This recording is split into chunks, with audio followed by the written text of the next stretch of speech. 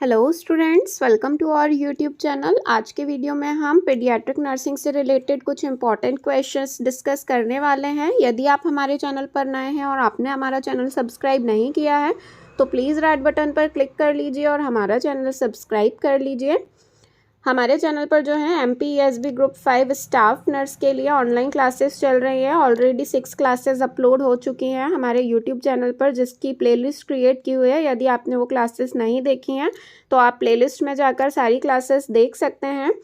यदि आप MPESB group 5 staff nurse के एग्ज़ाम की प्रिपरेशन कर रहे हैं तो आप लोगों को हम बता दें कि जो एग्ज़ाम पेपर आता है वो टोटल 100 मार्क्स का रहता है, जिसमें 75 मार्क्स के जो क्वेश्चंस रहते हैं वो आप लोगों के टेक्निकल ट्रेड से रिलेटेड रहते हैं। टेक्निकल ट्रेड मतलब कि आपके जो नर्सिंग फील्ड है उससे रिलेटेड आप लोगों के जो है 75 मार्क्स के क्वेश्चन रहेंगे और 25 मार्क्स के जो क्वेश्चंस रहते हैं वो आप लोगों के जनरल अवेयरनेस से रिलेटेड रहते हैं।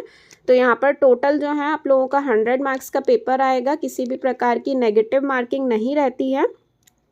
यदि आप इसके लिए प्रीवियस ईयर क्वेश्चन पेपर की PDF देखना चाहते हैं, यदि आपको देखना है कि किस टाइप के क्वेश्चंस एग्जाम में पूछे जाते हैं, तो हमारा जो एप्लीकेशन है शुभ नर्सिंग ट्यूटोरियल आप जो है प्ले स्टोर पर जाकर डाउनलोड कर सकते हैं, या फिर लिंक जो है आप लोगों को डिस्क्रिप्शन बॉक्स में मिल जाएगी, कमेंट सेक्शन में भी लिंक मिल जाएगी। आप लिंक पर ईजिली क्लिक करके जो एप्लीकेशन है इसे डाउनलोड कर सकते हैं, जहाँ पर आप लोगों को प्रीवियस ईयर क्वेश्चन पेपर्स की PDF यहाँ पर मिल जाएगी। तो यहाँ पर जो आप PDF परचेज करेंगे उसमें टोटल 16 सेट रहेंगे, जिसमें से जो MPESB ग्रुप 5 स्टाफ नर्स के लिए 7 सेट आपको मिलेंगे और 7 सेट में आप लोगों को जो है टोटल 700 MCQs देखने को मिलेंगे।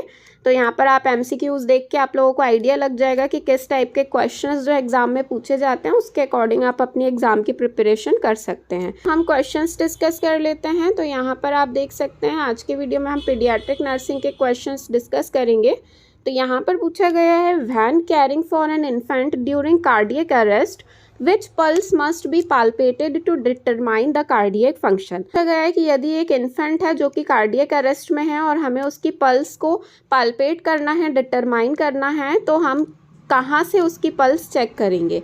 ऑप्शंस यहाँ पर आप देख सकते हैं। Option number A is carotid pulse, option number B is radial pulse, option number C is pedal and option number D is brachial. तो हमें ये बताना है कि एक इन्फेंट की कार्डियक अरेस्ट के टाइम पर पल्स जो है वो कहाँ से चेक की जाती है।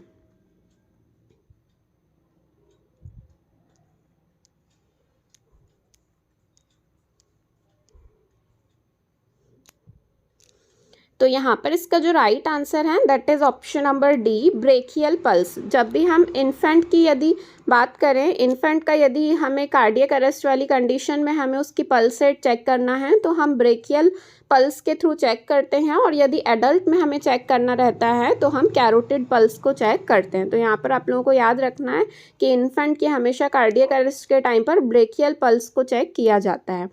उसके बाद नेक्स्ट क्वेश्चन में पूछा गया है, which of the following is not a component of Apgar score. यहाँ पर पूछा गया है कि इनमें से कौन सा जो है अपगार स्कोर का कॉम्पोनेंट नहीं है। तो यहाँ पर ऑप्शंस दिए गए हैं। Option number A is colour of the body, option number B is muscle tone, option number C is heart rate per minute and option number D is respiratory rate per minute. तो यहाँ पर हमें बताना है कि इनमें से कौन सा जो है अपगार स्कोर का कॉम्पोनेंट नहीं है।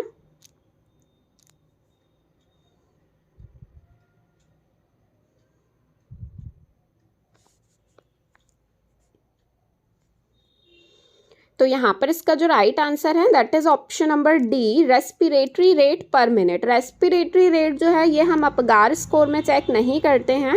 जो अपगार स्कोर के कंपोनेंट होते हैं उसमें हम कलर ऑफ द बॉडी देखते हैं, जिसमें देखते हैं कि जो बॉडी का कलर है वो पिंक है या फिर ब्लूइश डिस्कलरेशन देखने को मिल रहा है एक्सट्रीमिटीज़ में, या पूरी बॉडी ब्लू हो रही है, तो कलर देखा जाता है, मसल टोन देखी जाती है, हार्ट रेट पर मिनट देखी जाती है, लेकिन रेस्पिरेटरी रेट नहीं देखा जाता है, रेस्पिरेटरी पैटर्न देखा जाता है। रेस्पिरेटरी पैटर्न क्या होता है, तो रेस्पिरेटरी पैटर्न या में ये चेक किया जाता है कि जो चाइल्ड है वो क्राई कर रहा है या नहीं, एक्टिवली क्राई कर रहा है, या उसका जो क्राई का पैटर्न है वो कैसा है, तो वो चीज़ देखी जाती है। लेकिन रेस्पिरेटरी रेट जो है वो अपगार स्कोर का कंपोनेंट नहीं कहलाता है। उसके बाद नेक्स्ट क्वेश्चन में पूछा गया है the ratio of lung inflation to chest compression in cardiopulmonary resuscitation is. यहाँ पर पूछा गया है कि लंग इन्फ्लेशन और चेस्ट कंप्रेशन का जब हम CPR दे रहे हैं, एक नियोनेट की बात हो रही है यहाँ पर, हम पीडियाट्रिक नर्सिंग के क्वेश्चन सॉल्व कर रहे हैं, तो यहाँ पर आप लोगों को बताना है कि लंग इन्फ्लेशन और चेस्ट कंप्रेशन यदि हम दे रहे हैं CPR वाली कंडीशन में तो उसका रेशो कितना रहेगा, क्या है नियोनेटल रिसक्सिटेशन वाली कंडीशन में हमें बताना है। Option number A is 1:5, option number B is 2:5 and option number C is 1:3 and option number D is 3:1।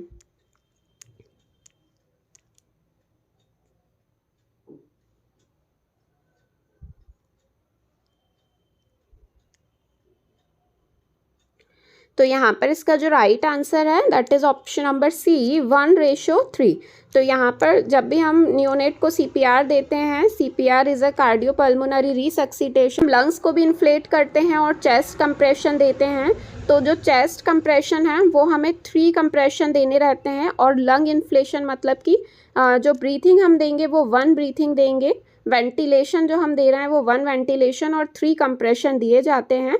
तो यहाँ पर यदि ऐसा पूछा होता चेस्ट कंप्रेशन और लंग इन्फ्लेशन का रेशो तो आप 3:1 राइट आंसर कर सकते थे, बट यहाँ पर lung inflation to chest compression का रेशो पूछा गया है तो इसलिए इसका राइट आंसर रहेगा 1:3। उसके बाद नेक्स्ट क्वेश्चन में पूछा गया है during neonatal resuscitation what is the order of clearance of secretion. यहाँ पर पूछा गया है कि जब हम नियोनेटल रिसक्सिटेशन करते हैं तो जो सेक्रीशन है उसे रिमूव करने का, क्लियर करने का क्या राइट मेथड होगा।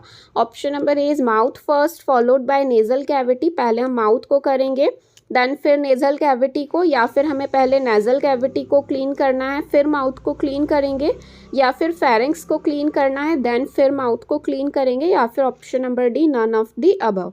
तो यहाँ पर हमें ऑर्डर बताना है कि किस ऑर्डर में हम सिक्रीशन को रिमूव करते हैं, या जब भी हम नियोनेट का सक्शनिंग कर रहे हैं तो हमें फर्स्ट प्रायोरिटी किसे देनी है।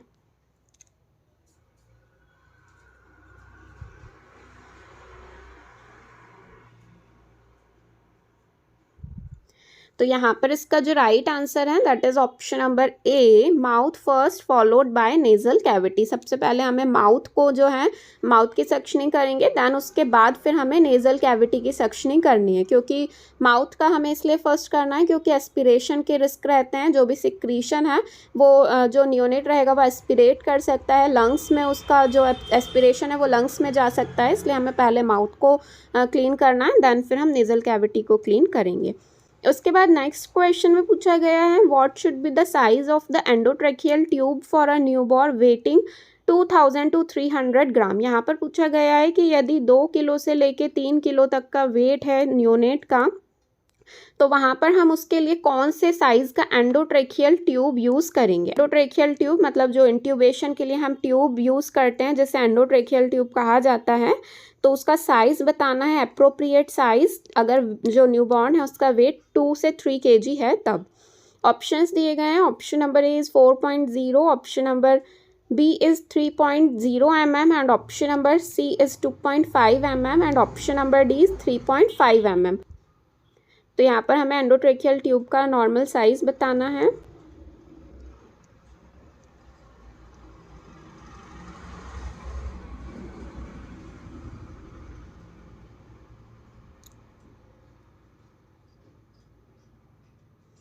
तो यहाँ पर इसका जो राइट आंसर है that is option number D 3.5 mm। 3.5 mm के साइज़ की जो एंडोट्रेकियल ट्यूब है ये यूज़ की जाती है न्यूबॉर्न इन्फेंट के लिए। यदि उसका वेट जो है वो 2 से 3 kg तक रहेगा तो फिर हम 3.5 mm का जो एंडोट्रेकियल ट्यूब है इसे यूज़ करते हैं। लेकिन यदि जो चाइल्ड है वो प्री टर्म वाला है, प्री टर्म मतलब कि उसका जो वेट है वो इस नॉर्मल वेट से कम है, तो उस कंडीशन पर जो हम एंडोट्रेकियल ट्यूब यूज़ करते हैं वो उसका साइज़ या तो 2.5 mm रह सकता है या 3.0 mm का हम एंडोट्रेकियल ट्यूब यूज़ कर सकते हैं। लेकिन अगर नॉर्मल वेट है चाइल्ड का तो 3.5 mm का एंडोट्रेकियल ट्यूब हम यूज़ कर सकते हैं। उसके बाद नेक्स्ट क्वेश्चन में पूछा गया है the Apgar score should be assessed. यहाँ पर पूछा गया है कि अपगार स्कोर हमें कब असेस करना चाहिए। Option number A is immediately after birth and 40 minute after birth. जैसे ही बेबी बॉर्न होगा तो उसके तुरंत बाद करेंगे और 40 मिनट बाद करेंगे। Option number B is at 5 minute after birth and 30 minute after birth. Birth के 5 मिनट बाद करना है और फिर 30 मिनट बाद करेंगे। या फिर option number C at 1 minute after birth and at 5 minutes after birth. पहले बर्थ के 1 मिनट बाद करेंगे और फिर बर्थ के 5 मिनट बाद करेंगे। या फिर option number D immediately after birth and at 5 minute after birth. या फिर बर्थ के तुरंत बाद करना है और फिर 5 मिनट बाद करना है। तो यहाँ पर हमें बताना है कि अपगार स्कोर हमें कब असेस करना चाहिए।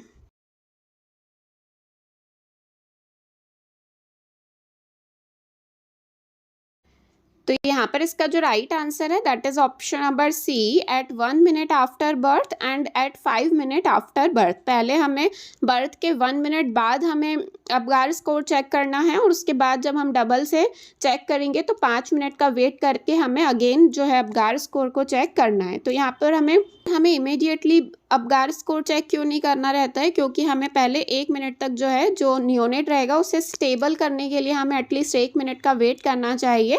1 मिनट के बाद जब पूरा नियोनेट स्टेबल हो जाएगा उसके बाद हम उसका अपगार स्कोर चेक करेंगे। तो इसलिए यहाँ पर इमीडिएटली आफ्टर बर्थ ऑप्शन में दिया रहा है तो वो आप लोगों को राइट नहीं करना है। बर्थ के 1 मिनट बाद और फिर सेकेंड टाइम 5 मिनट बाद हम उसका अपगार स्कोर चेक करते हैं। उसके बाद नेक्स्ट क्वेश्चन में पूछा गया है the most common complication in low birth weight infant is. यहाँ पर पूछा गया है कि यदि एक लो बर्थ वेट वाला इन्फेंट रहेगा तो उसके लिए क्या कॉम्प्लिकेशन कॉमन है। Option number A is respiratory distress, option number B is mucus damage, option number C is brain damage and option number D is haemorrhage. तो यहाँ पर हमें बताना है कि जो यदि एक लो बर्थ वेट वाला इन्फेंट है तो क्या कॉमन कॉम्प्लिकेशन उसमें हो सकता है।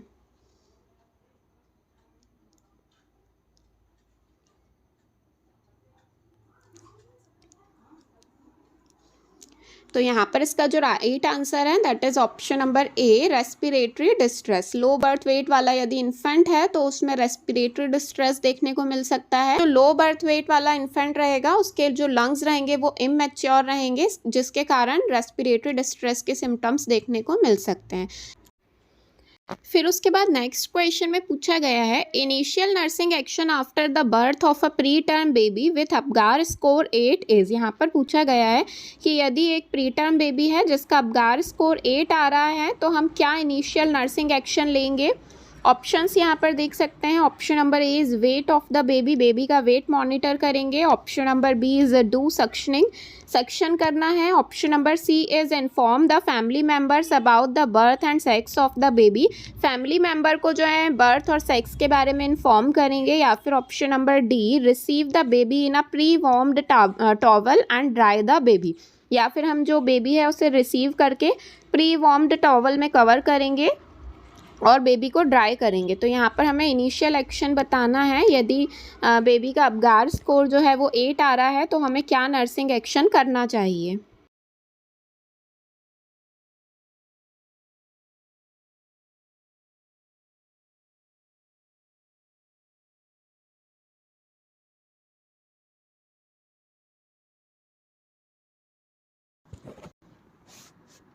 तो यहाँ पर इसका जो राइट आंसर है that is option number D receive the baby in a pre warmed towel and dry the baby. तो यहाँ पर हम जो बेबी दिया गया है तो अपगार स्कोर की रेटिंग यदि 8 दी गई है तो वो नॉर्मल कंडीशन ही इंडिकेट करेगा, क्योंकि अपगार स्कोर की जो टोटल रेटिंग होती है वो 10 होता है। स्कोर अगर टोटल देखा जाए तो 10 स्कोर रहता है अपगार स्कोर का। 8 से लेके 10 तक यदि अपगार स्कोर है तो वो माइल्ड कंडीशन इंडिकेट करता है। तो इसमें हम जो नियोनेट रहेगा उसे प्रीवॉर्म्ड टॉवल में कवर कर सकते हैं और ड्राई करेंगे। अगर जो अपगार स्कोर की रेटिंग है वो यहाँ पर 4 से लेके 7 के बीच में आ रही है तो वो मॉडरेट वाली कंडीशन को इंडिकेट करता है। तो 4 से 7 का यदि रेटिंग आ रही है, स्कोर आ रहा है अपगार स्कोर का, तो उस कंडीशन में हम जो सिम्टम्स आ रहे हैं जैसे अगर हाइपोक्सिया है तो O2 एडमिनिस्टर करेंगे, सक्शनिंग करेंगे, स्टिमुलेशन देंगे चाइल्ड को। ड्राई करेंगे, वार्म करेंगे, रेडिएंट वार्मर में प्लेस कर सकते हैं। और यदि जो नियोनेट है उसका अबगार स्कोर का जो स्कोर है वो 0 से 3 के बीच में आ रहा है, इसका मतलब सीवियर वाली कंडीशन को वो इंडिकेट करेगा। तो इस कंडीशन में हम नियोनेटल रिसक्सिटेशन जो है वो नियोनेट को प्रोवाइड करते हैं। तो अबगार स्कोर की रेटिंग के अकॉर्डिंग हमें उसका जो मैनेजमेंट है, इनिशियल एक्शन हमें लेना रहता है। तो अगर स्कोर 8 आ रहा है तो हमें नॉर्मली प्री वार्म्ड टॉवल में कवर करके ड्राई कर देना है बेबी को। उसके बाद नेक्स्ट क्वेश्चन में पूछा गया है the average length of a normal new born baby is, यहाँ पर एवरेज लेंथ पूछी गई है नॉर्मल न्यू बॉर्न बेबी की। Option number A is 45 centimetre, option number B is 43 centimetre, option number C is 50 centimetre and option number D is 35 centimetre. तो यहाँ पर हमें नॉर्मल न्यू बॉर्न की लेंथ कितनी रहना चाहिए वो बताना है।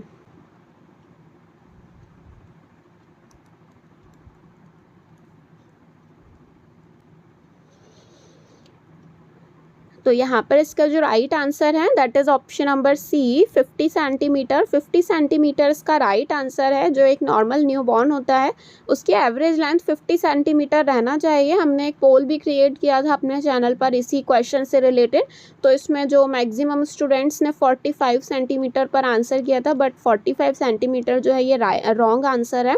इसका जो राइट आंसर है वो है 50 सेंटीमीटर। तो यदि एवरेज लेंथ पूछी जाए नॉर्मल न्यूबॉर्न बेबी की तो आपको 50 सेंटीमीटर करना है, 45 सेंटीमीटर नहीं करना है। और उसके बाद नेक्स्ट क्वेश्चन में पूछा गया है which of the following is not a common problem of infant born to diabetic mothers. यहाँ पर पूछा गया है कि यदि एक डायबिटिक मदर का न्यूबॉर्न है तो उसमें कौन सी कॉमन प्रॉब्लम जो है वो प्रेजेंट नहीं रहेगी। ऑप्शंस यहाँ पर दिए गए हैं। Option number A is hyperglycaemia, option number B is hypocalcaemia and option number D is polycythaemia and option number D is macrosomia. तो यहाँ पर हमें बताना है कि एक डायबिटिक मदर है यदि तो उसके जो इन्फेंट बॉर्न होगा उसमें क्या कॉमन कॉम्प्लिकेशंस देखने को नहीं मिलेगा।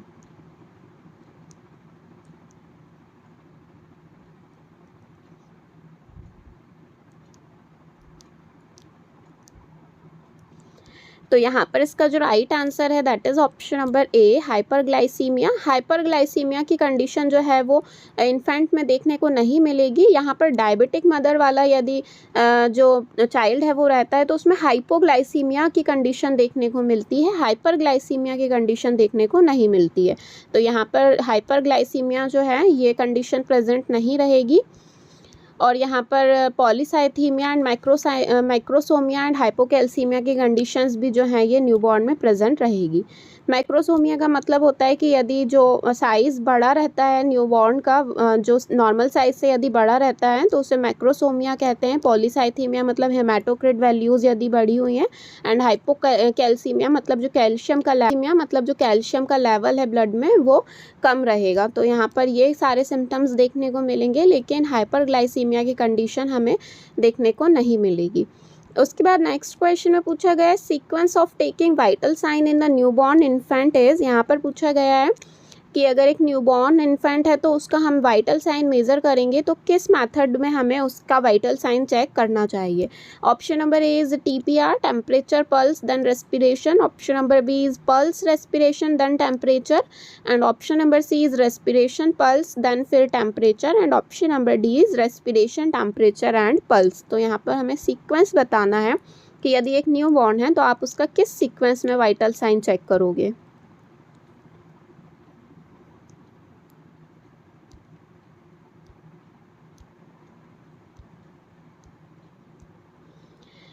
तो यहाँ पर इसका जो राइट आंसर है that is option number C respiration pulse and temperature. तो यहाँ पर जब भी हम न्यू बॉर्न इन्फेंट का यदि वाइटल साइन चेक कर रहे हैं तो हमें सबसे पहले रेस्पिरेशन चेक करना है, देन फिर पल्स और टेम्परेचर चेक करेंगे। इसका क्या रीज़न है, क्योंकि जब हम एडल्ट में करते हैं तब हम TPR मतलब टेम्परेचर पल्स एंड रेस्पिरेशन पहले चेक करते हैं, इस सीक्वेंस में हम चेक करते हैं, लेकिन न्यू बॉर्न में हमें पहले रेस्पिरेशन चेक करना है। तो यहाँ पर जब हम रेस्पिरेशन चेक करते हैं न्यू बॉर्न का तो हम रेस्पिरेशन चेक करते टाइम न्यू बॉर्न को टच नहीं करते हैं, क्योंकि यदि हम पहले न्यू बॉर्न का पल्स और टेम्परेचर चेक करेंगे तो जिसके लिए हमें न्यू बॉर्न को टच करना पड़ेगा और जब भी हम न्यूबॉर्न को टच करते हैं तो वो क्राई करना स्टार्ट कर देता है, और क्राई करने की वजह से उसका जो रेस्पिरेशन रेट होता है उसमें अल्ट्रेशन आ जाता है।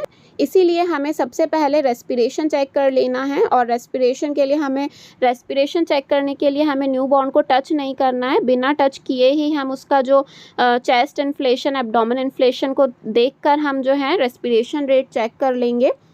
पल्स और टेम्परेचर हमें रेस्पिरेशन रेट चेक करने के बाद चेक करना है।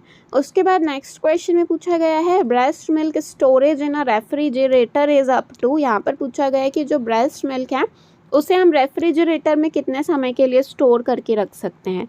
Option number A is 4 hours के लिए कर सकते हैं। Option number B is 8 hour, option number C is 12 hour and option number D is 24 hours. तो यहाँ पर हमें बताना है कि ब्रेस्ट मिल्क को रेफ्रिजरेटर में कितने समय के लिए स्टोर किया जा सकता है।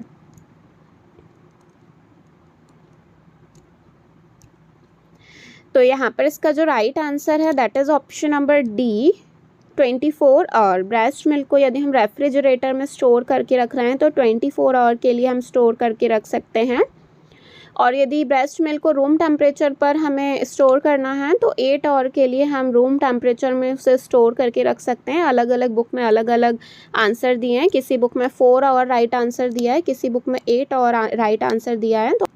तो यहाँ पर आप रूम टेम्परेचर पर पूछा जाए तो 8 आवर जो है ये उसका राइट आंसर रहेगा।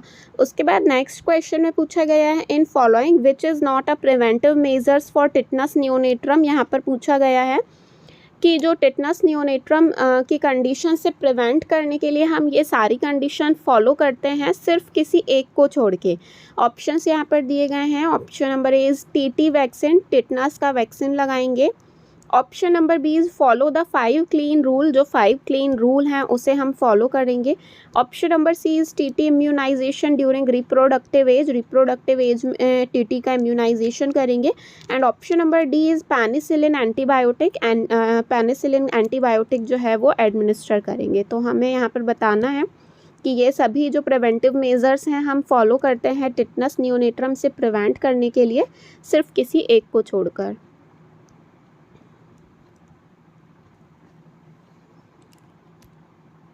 तो यहाँ पर इसका जो राइट आंसर है that is option number D penicillin antibiotic. Penicillin antibiotic जो है ये टिटनस नियोनेट्रम से प्रिवेंट करने के लिए हम यूज़ नहीं करते हैं। टिटनस का वैक्सीन हम लगाते हैं। 5 क्लीन रूल हम यूज़ करते हैं। 5 क्लीन रूल में जो है यहाँ पर हमें 5 मेथड्स यूज़ करनी रहती हैं, जैसे क्लीन हैंड, हमारे जो हैंड्स हैं वो क्लीन होना चाहिए। क्लीन क्लैम्प, जो हम कॉर्ड क्लैम्प कर रहे हैं वो क्लीन होना चाहिए। क्लीन कटर, जिस कटर से हम जो अम्बिलिकल कॉर्ड है उसे कट कर रहे हैं वो क्लीन होना चाहिए। क्लीन सरफेस, जो सरफेस रहेगा वो क्लीन होना चाहिए। और क्लीन क्लॉथ, जो क्लॉथ्स रहते हैं वो भी क्लीन रहने चाहिए। तो यहाँ पर हम 5 क्लीन रूल यूज़ करते हैं जो भी न्यूबॉर्न है उसे टिटनस से प्रिवेंट करने के लिए। और यहाँ पर जो मदर है उसे भी रिप्रोडक्टिव एज में टीटी का इम्यूनाइजेशन दिया जाता है। तो यहाँ पर एंटीबायोटिक जो है वो हम यूज़ नहीं करते हैं टिटनस से प्रिवेंट करने के लिए, बाकी ये सभी मेजर्स यूज़ किए जाते हैं। तो आज के वीडियो में हमने पीडियाट्रिक नर्सिंग के कुछ इंपॉर्टेंट क्वेश्चंस डिस्कस किए हैं। आई होप आप लोगों को वीडियो पसंद आया होगा। वीडियो पसंद आया हो तो प्लीज़ वीडियो को लाइक कर दीजिए, अपने फ्रेंड्स के साथ शेयर कीजिए। और यदि आप MPESB ग्रुप 5 स्टाफ नर्स के लिए प्रीवियस ईयर क्वेश्चन पेपर की PDF and handwritten notes की PDF परचेज़ करना चाहते हैं तो हमारा जो एप्लीकेशन है उसे आप प्ले स्टोर पर जाकर डाउनलोड कर सकते हैं। थैंक